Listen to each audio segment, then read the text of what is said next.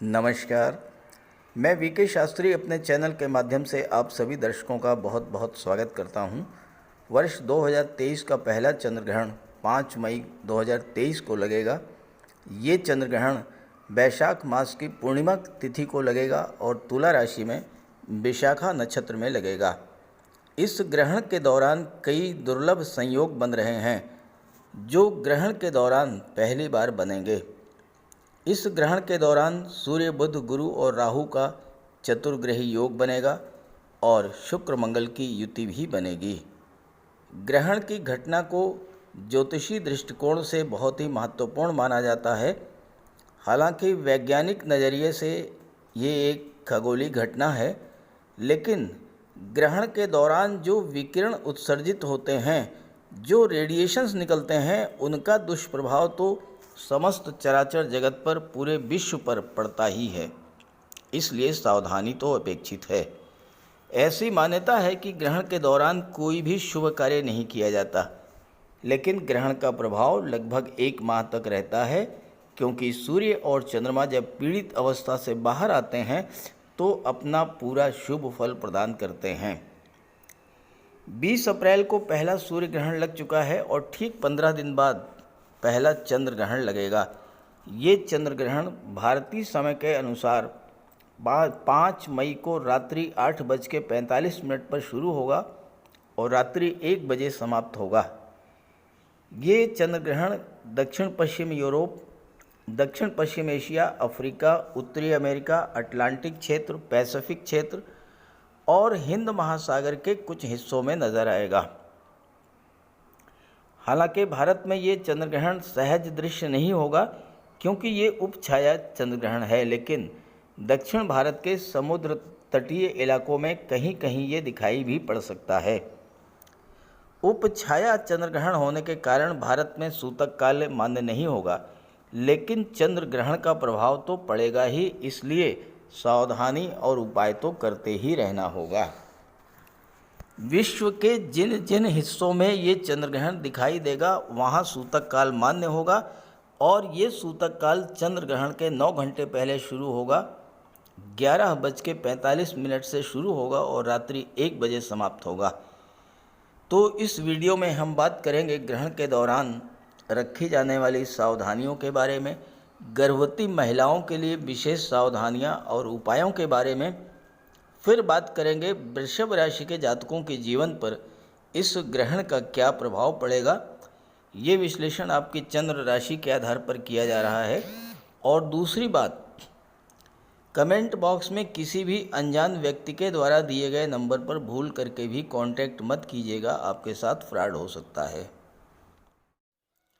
चंद्र ग्रहण का बहुत अधिक ज्योतिषीय महत्व है।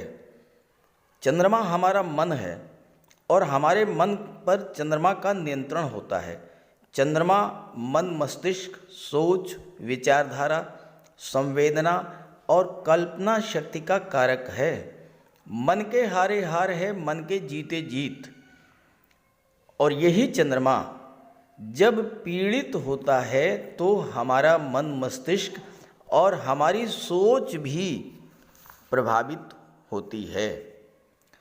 तो चंद्र ग्रहण के दौरान और सूतक काल के दौरान पहली बात आपको ये ध्यान में रखना है कि कोई भी शुभ कार्य नहीं करना है। दूसरी बात, सूतक के दौरान सोना नहीं है, जागते रहना है। मंत्रों का जाप करें, भगवान भोले शंकर के मंत्रों का जाप, ओम नमः शिवाय या महामृत्युंजय मंत्र का जाप करें। भोजन नहीं बनाना है और अगर बनाएं तो तुलसी पत्र डाल करके रखें। ग्रहण समाप्त होने के बाद स्नान करें। घर और पूजा स्थल पर गंगा जल का छिड़काव करके घर को शुद्ध करें। सूतक काल में घर में अगर मंदिर है तो उसके कपाट बंद कर दें, नहीं है तो देवी देवताओं की मूर्ति का स्पर्श ना करें। ग्रहण के दौरान नकारात्मक विचारों को मन में आने ना दें और ग्रहण के दौरान अपने पास तुलसी के पत्ते रखें। घर के बाहर नहीं निकलना है। किसी ज़रूरी काम के लिए अगर घर के बाहर निकलना ही पड़े तो तुलसी के पत्ते अपनी जेब में रख करके निकलें। ग्रहण के पश्चात स्नान करके भोजन करें। और जहाँ तक गर्भवती माताओं की बात है तो गर्भवती माताओं को शिशु के लिए भोजन तो करना होगा, तो तुलसी का पत्ता भोजन में पहले से ही डाल करके रखें, तब उस भोजन को ग्रहण कर सकती हैं। ध्यान रखें कि सूतक काल लगने से पहले ही तुलसी का पत्ता आपको तोड़ करके रख लेना है और भगवान शिव के मंत्रों का जाप करते रहना है। इससे गर्भस्थ शिशु पर कोई दुष्प्रभाव नहीं पड़ेगा। कोई भी तेज धार या नुकीली वस्तुएं अपने पास ना तो रखें और ना ही कोई प्रयोग करें। जैसे कैंची है, चाकू है, सुई है, आलपीन है, इन चीज़ों के प्रयोग से बचें। और बाल या नाखून नहीं काटना है। घर के बाहर ना निकलें। ग्रहण के दौरान ग्रहण को देखने से बचें। कोशिश ये करें कि ग्रहण के दौरान भोजन ना पकाएं और ना ही भोजन ग्रहण करें, लेकिन अगर करना ही पड़े तो तुलसी पत्र का प्रयोग करके करें। और विशेष अवस्था में अगर घर के बाहर जाना पड़े तो तुलसी का पत्ता साथ में रखें। घर में मंदिर हो तो उसके कपाट को बंद कर दें। ग्रहण के समाप्त होने के बाद स्नान करें और भोजन ग्रहण करें। स्नान करने के बाद ज्योतिष शास्त्र में दान का बहुत महत्व बताया गया है। इस अवसर पर तो आप धन धान्य, चावल, चीनी, सफ़ेद मिठाई, सफ़ेद वस्त्र, इन सब चीज़ों का दान करें। शिव मंदिर में जाकर के सफ़ेद पुष्प अर्पित करें और संतान की सुरक्षा के लिए दूध, खिलौने, वस्त्र, ये सब आप दान कर सकते हैं। और ये सब दान करने के बाद फिर भोजन ग्रहण करें।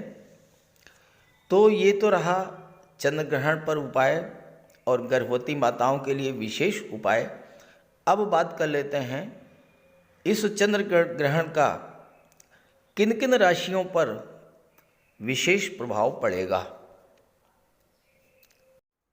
तो यह है वृषभ राशि के जातकों की कुंडली। आपके लग्न के स्वामी हैं दैत्य गुरु शुक्र और शुक्र का गोचर कुंडली के धन भाव में मंगल के साथ है। मंगल यहाँ 10 मई तक रहेंगे और इसके बाद राशि परिवर्तन करके पराक्रम भाव में आ जाएंगे। 5 मई को चंद्रमा का गोचर कुंडली के छठे भाव में केतु के साथ होगा। शनि का गोचर दशम भाव में है और सूर्य, बुध, गुरु और राहु कुंडली के 12वें भाव में गोचर कर रहे हैं। सूर्य 15 मई तक 12वें भाव में रहेंगे और इसके बाद आपके लग्न भाव में आ जाएंगे। तो ये तो हैं ग्रह स्थितियाँ। देखिए, चंद्रमा हमारा मन है और काल पुरुष कुंडली की चौथी राशि कर्क राशि के स्वामी हैं चंद्रमा। चंद्रमा को कुंडली के चतुर्थ भाव में दिग्बल प्राप्त होता है और चौथा भाव होता है माता का, मातृभूमि का। और चंद्रमा मन, मातृत्व की भावना, जल एवं वो सभी तरल पदार्थ जिनसे हमें जीवन प्राप्त होता है, उस सभी चीज़ों के कारक होते हैं। मासिक राशिफल का विचार करते समय हम अक्सर चंद्रमा के गोचर का विश्लेषण नहीं करते हैं, क्योंकि चंद्रमा हर 54 घंटे में राशि परिवर्तन कर लेते हैं। लेकिन चूंकि इस चंद्र ग्रहण का प्रभाव लगभग 1 माह तक रहेगा, इसलिए मई के महीने में चंद्रमा का गोचर जिन जिन भाव में होगा और जिन जिन ग्रहों के साथ युति बनेगी, उसी के आधार पर इसका क्या प्रभाव पड़ेगा वृषभ राशि के जातकों के जीवन पर, इसी का विश्लेषण करेंगे। देखिए, 5 मई को तो चंद्रमा छठे भाव में रहेंगे, लेकिन 6 और 7 मई को चंद्रमा का गोचर वृश्चिक राशि में कुंडली के सप्तम भाव में होगा। 6 और 7 मई, और इस 6 और 7 मई को चंद्रमा सप्तम भाव में जब गोचर करेंगे तो आपको मानसिक शांति प्रदान करेंगे, दाम्पत्य सुखों में वृद्धि होगी और विवाह के लिए अत्यंत शुभ मुहूर्त है 6 और 7 मई 2023। इसके बाद चंद्रमा कुंडली के अष्टम भाव में गोचर करेंगे 8 और 9 मई को। यहाँ पर मंगल की दृष्टि पड़ेगी चंद्रमा पर, और 8 और 9 की जो डेट्स हैं इसमें आपको थोड़ा सा सावधान रहना पड़ेगा, क्योंकि अष्टम भाव कष्टों का, दुखों का, पीड़ा का होता है। मंगल की दृष्टि पड़ रही है तो कोई दुर्घटना का भी योग बन सकता है, इसलिए वाहन चलाते समय आपको विशेष सावधानी बरतनी पड़ेगी। और इसके बाद 10, 11 और 12 की जो तारीख है ये बहुत ही महत्वपूर्ण और अत्यंत शुभ हैं आपके लिए, क्योंकि चंद्रमा का गोचर भाग्य भाव में होगा और मंगल 10 मई को पराक्रम भाव में आ जाएंगे। चंद्रमा और मंगल का दृष्टि संबंध बनेगा। मंगल पराक्रम पुरुषार्थ के कारक हैं और पराक्रम के भाव में गोचर कर रहे हैं, तो आपके पराक्रम पुरुषार्थ में वृद्धि करेंगे और चंद्रमा भाग्य का सपोर्ट दिलाएंगे। तो इस समय आपके पराक्रम पुरुषार्थ के बल पर और भाग्य के सपोर्ट से आपके सभी काम जो भी आप शुरू करेंगे वो पूरे होंगे। इसके बाद चंद्रमा का गोचर कुंभ राशि में होगा और शनि और चंद्रमा की युति बनेगी 13 और 14 मई को। 13 और 14 मई को आपको विशेष सावधानी बरतनी पड़ेगी, क्योंकि शनि चंद्रमा का विष योग जब बनता है तो मानसिक तनाव, घबराहट, चिंता, ये सब दिक्कतें आती हैं। कार्य क्षेत्र में भी बिला वजह का तनाव की स्थिति बन सकती है। कार्य क्षेत्र में आपका ह्यूमिलेशन भी हो सकता है। तो इसलिए 13 और 14 तारीख को आप भगवान भोले शंकर की शरण में जाइए, भगवान भोले शंकर की आराधना कीजिए, ओम नमः शिवाय का जाप कीजिए, तो ये 13 और 14 की जो समस्याएं हैं ये समाप्त होंगी। इसके बाद चंद्रमा का गोचर अत्यंत शुभ भाव में होगा, कुंडली के 11वें भाव में, लाभ के भाव में, और मीन राशि में होगा, देवगुरु की राशि में। 15 और 16 की डेट्स आपके लिए बहुत ही महत्वपूर्ण है, क्योंकि चंद्रमा लाभ के भाव में गोचर करते हुए संतान और शिक्षा के भाव पर दृष्टि डालेंगे, तो संतान की प्राप्ति हो सकती है।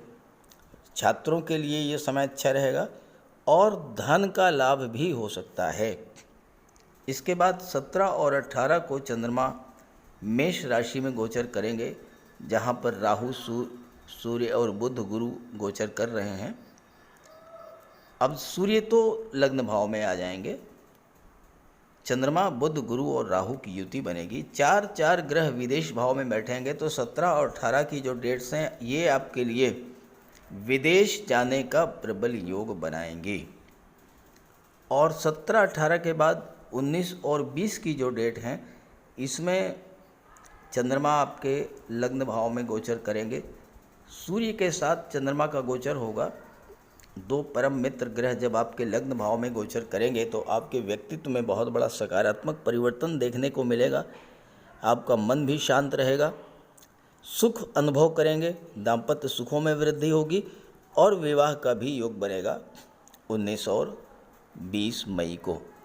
इसके बाद 21, 22, 23 ये तीनों डेट्स धन प्राप्ति की दृष्टि से, धन के संचय की दृष्टि से बहुत ही महत्वपूर्ण हैं, क्योंकि चंद्रमा का गोचर कुंडली के धन के भाव में होगा और यहाँ पर शुक्र के साथ चंद्रमा की युति बनेगी।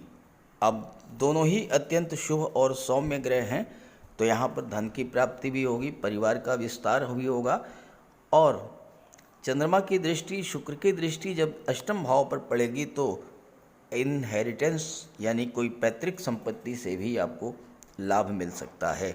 ससुराल पक्ष का भी सहयोग मिलेगा और साथ ही साथ ईश्वरी कृपा भी इस समय आप पर होगी। 21, 22 और 23 की जो डेट्स हैं, इन डेट्स में शुक्र से संबंधित जो भी चीज़ें हैं वो आपको प्राप्त होंगी। तो धन तो मिलेगा ही, विवाह का भी प्रबल योग बनेगा। 21, 22 और 23 विवाह के लिए अत्यंत शुभ तिथियां हैं। इसके बाद 24 और 25 को चंद्रमा कर्क राशि में गोचर करेंगे, मंगल के साथ युति बनेगी। अब यहाँ पर भाग्य भाव पर दृष्टि डालेंगे तो भाग्य का सपोर्ट तो आपको मिलेगा, लेकिन अपने क्रोध पर भी आपको नियंत्रण रखना होगा, क्योंकि मंगल क्रोध और उग्रता के कारक होते हैं। और फिर 26, 27, 28 तीन डेट्स तो बहुत ही महत्वपूर्ण हैं, क्योंकि इन डेट्स में चंद्रमा का गोचर चतुर्थ भाव में होगा और चंद्रमा चतुर्थ भाव में दिग्बली होते हैं, तो भौतिक सुखों की प्राप्ति होगी, माता का स्वास्थ्य भी अच्छा रहेगा, कोई प्रॉपर्टी वगैरह भी आप खरीद सकते हैं और आपके विवाह का भी योग बनेगा। और इसके बाद हाँ, थोड़ा सा ये हो सकता है कि शनि की दृष्टि पड़ेगी तो आपके मन में चिंता, तनाव की स्थिति भी बनेगी। और इसके बाद 29 और 30 को जो है चंद्रमा पंचम भाव में गोचर करेंगे, लाभ के भाव पर दृष्टि डालेंगे, तो संतान और शिक्षा की दृष्टि से भी अच्छा रहेगा और धन लाभ की दृष्टि से भी 29 और 30 की तिथियां अच्छी रहेंगी। और इसके बाद 31 तारीख को चंद्रमा एक बार फिर से केतु के साथ तुला राशि में आ जाएंगे। तो इस तरह से वृषभ राशि के जातकों के जीवन में मई के माह में चंद्रमा के गोचर से क्या प्रभाव पड़ेगा, इसका विश्लेषण मैंने कर दिया है। ये जानकारी अगर आपको अच्छी लगी हो, अपने साथियों को भी शेयर कीजिएगा। नमस्कार।